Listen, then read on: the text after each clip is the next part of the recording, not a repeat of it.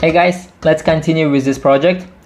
And okay, so now we need to create our own brush in order to create the dots. And how are we going to do that?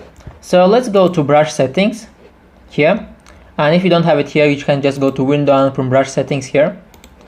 Oops, close it. And so first of all, we need to make the spacing higher. So when we increase the spacing, you can see that we have a space here right now. Perfect. Now let's go to shape dynamics and also make the size jitter to the maximum. So now all of them are different size. Anything we need to do, we need to go to scattering and also increase the scattering like this. So now they go up or down, and also increase the count and make the scattering even bigger. Yeah, something like this should be perfect. Good. So now let's create a new layer.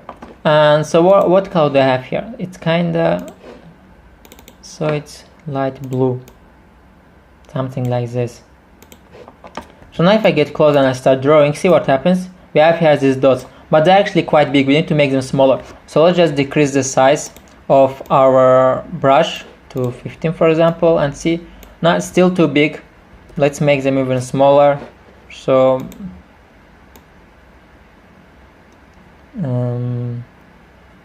yeah, 6 probably. Let's see. Okay, much better, but still not exactly the same effect. So what do we need to do is, first of all, we need to make this even smaller. It's quite big, so let's make it 3.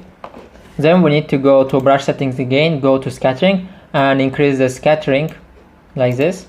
And now if I start drawing, yeah, now it looks much better like this.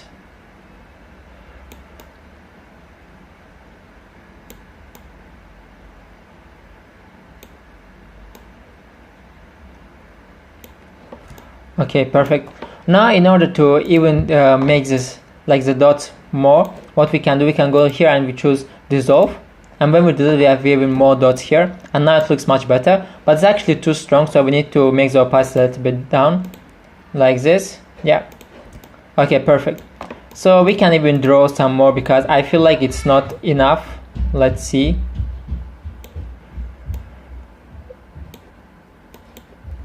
Yep.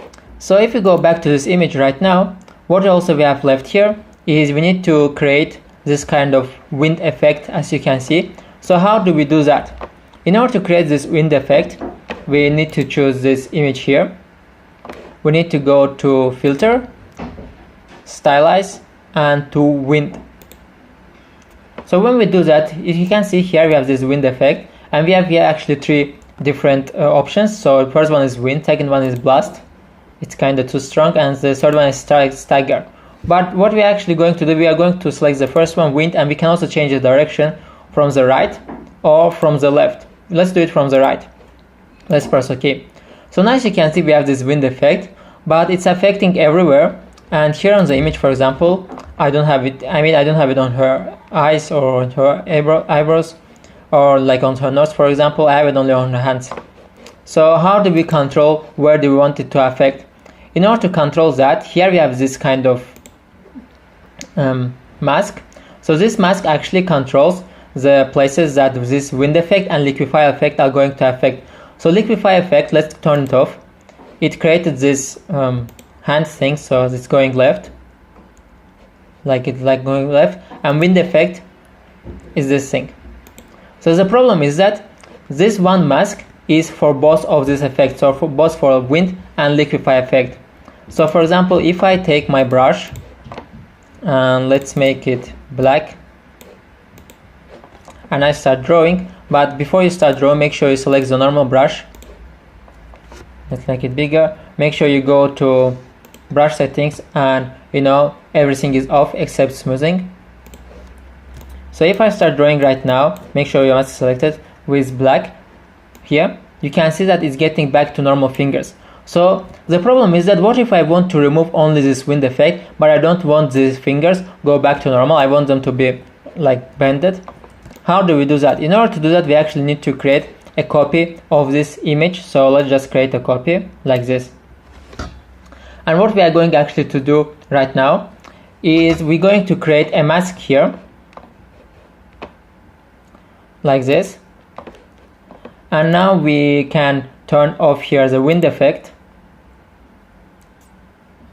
Okay, so how is this going to work? We can open this, we can select this mask, we change we take the brush, we take black colors, and if I start drawing I mean on the mask, you can see that where I draw, the wind effect is getting away. And if I draw here, for example, I remove only the wind effect, but the bended fingers stay the same. Why does this happen? Because now I kind of have this effect separated. Here I have only the liquify effect, and here I have this wind effect.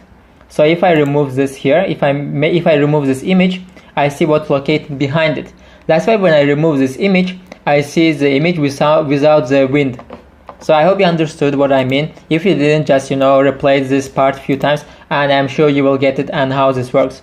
So make sure your hardness is 0, and let's make it a little bit bigger. And for example, let's say I don't want it here, I don't want it on her eyes. Yeah, to make sure her eyes look better, I don't want it here. Yeah, that's good. And as you can see here, we do already have the same thing that I did, but the only difference is that the colors on my on the project that we did are too strong. Here they are softer. In order to make them softer, you can just select this layer, the colors layer, and you can bring opacity even a little bit down, like this. And now it looks perfect.